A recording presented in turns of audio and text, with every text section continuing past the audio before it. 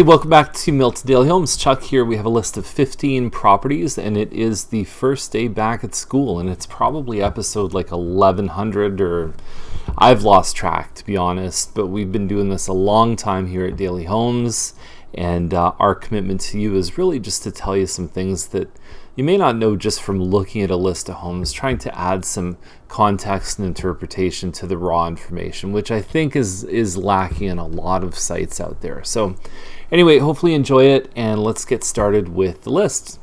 I sorted by price order, so by low to high on price. This is the first one on the list, 671 Woodward, number 84. And so the thing about this one, there's probably two things that I would say you'd want to be careful of.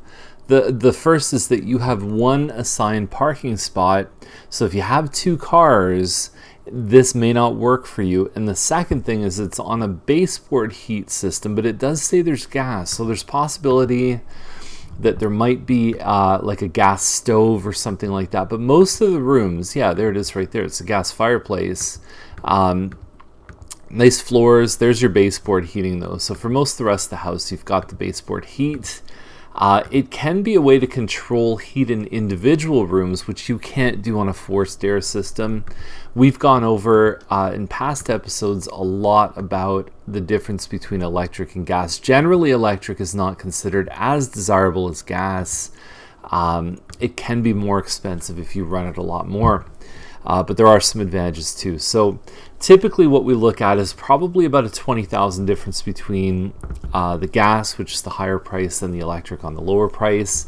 There was one baseboard heat home that sold for like $320 something. That's the only one, as far as I'm concerned, above $3 that I'm aware of.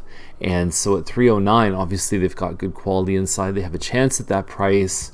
But I go over to Bronte and I go over to Heslop and some of those streets, and I see some pretty good ones at $299 with just gas heat. So competitively, this one obviously is going to show very well, and it's just a buyer's comfort level with that kind of setup of heat. Now this is our listing here at 251 Prosser Circle. You've got no neighbors in front, you've got a sloping hill, and you also have a park on this side right here. So nice and private. It's a sumac corner, 1338 square feet. There's a main floor den, and yeah, you can see it right there. Laundry's just over here. Go up the stairs. Hardwood floors, granite counters, and so you've got kind of a separate dining, separate living, plus the kitchen. And then upstairs you've got 3 bedrooms plus 1 bathroom. That's what you see in front, and then you've got the front area here, or the side area I should say, is facing a park. And the last 2 sales of this model have been for like $411 and $412, so it's definitely priced well. It's got 2 car parking in the driveway, and I really like the south-facing view of the park. I think you could sit out on this balcony here and just kind of watch life go by and have a grand old time. And south-facing, remember, you get the sunrise and maybe even the sunset if you got the right angle there. Now, I haven't been in 693 Hamilton. I think they started at $469, then $459, and $449 for a 1,500 square foot semi-detached on a deep lot. So something's going on here. I don't know what it is, but this is an outstanding deal on paper. So even inside, like the finishes aren't that bad. There's some laminate floors here. The kitchen is not what I'd consider to be offensive or anything like that, but I mean, this is less than most townhouses are selling for right now. And like I said, with the lot, the size of the home, even if it was a 1,500 square foot townhouse, in today's market, $449 is still good. I just sold a 1,360 square foot townhouse for $480,000 inside unit, not even an end unit. So anyway, it's I don't know what the deal is here, but I mean, it is, unless there's something drastically wrong, this is a good deal. I like the way this one on Jervis looks. As quick as possible, it's good to let people know that this is a double garage home, and because it's one of the cheapest ways to get a double car garage. But they've done some nice finishes here. Potentially the main floor could be used as kind of a home office setup. There's no basement, so you're above grade, and you've got 3 levels. And it's just done really well. They've got a bit of privacy built in here. That deck is probably close to 400 square feet. And being on that kind of corner, I think it's called the Castlegate corner, you've got these nice windows pretty much right across the bedroom there. So there's your double car garage. You can see how the deck plays out. It doesn't really have a backyard though, but like I said, this is really the best, cheapest alternative to get a double garage that I could ever imagine in Milton. We've talked in past episodes about homes, particularly single car garage homes that have been selling over $600,000. There was just one that's around the same size as this one on Yates that listed at $600 and sold actually more than $610. Very nice home. This one's at $629 though, and I just feel like they missed the mark. Like that, when you get too far up into the sixes, you start competing against quite a few double garage homes, and you got to bring your A game. There's nothing wrong with this one, but I think that if they're thinking they're going to beat the 612 one, I'd be very, very surprised.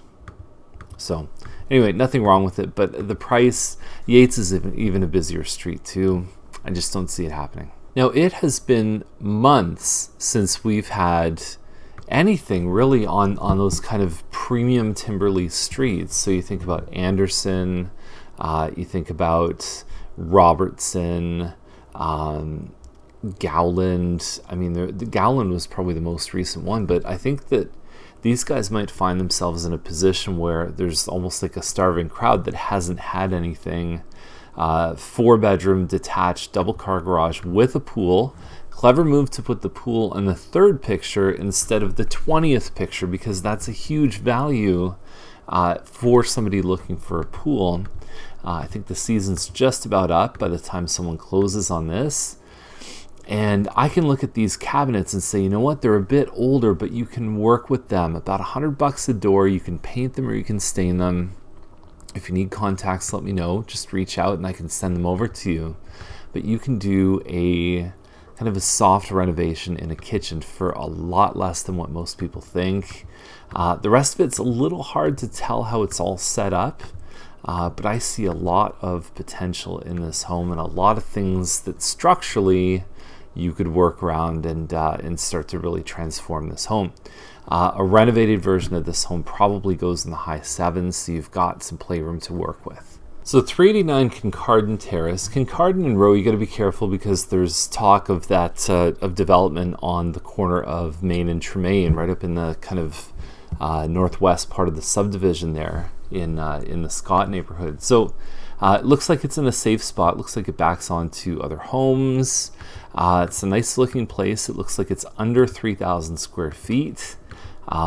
You've got the wall wainscoting. I mean, really model home level in here. Replaced light fixtures.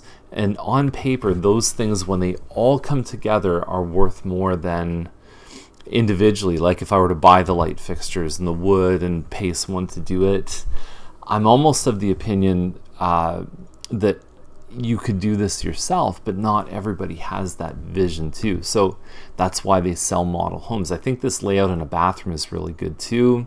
You've got a makeup table plus double sinks, and then you've got your shower here. They've replaced the light fixtures in here.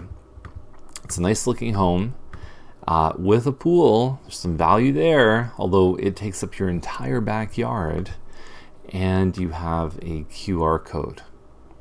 I'm going to let Scott Stratton, the author of Unmarketing, talk about this strategy. The email comes here.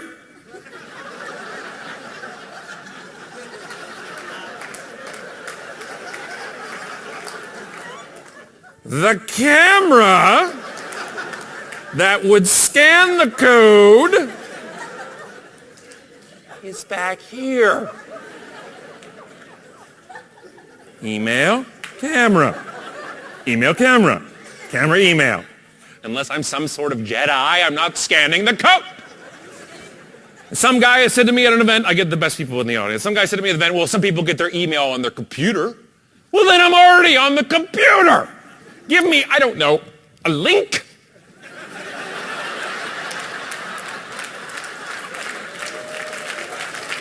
Something basic like that. I have seen QR codes on websites, and I have scanned them. Do you know where they take me? Back to the website.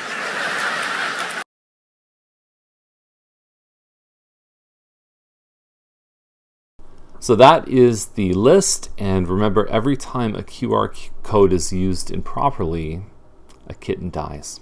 Have a great day. We'll see you tomorrow.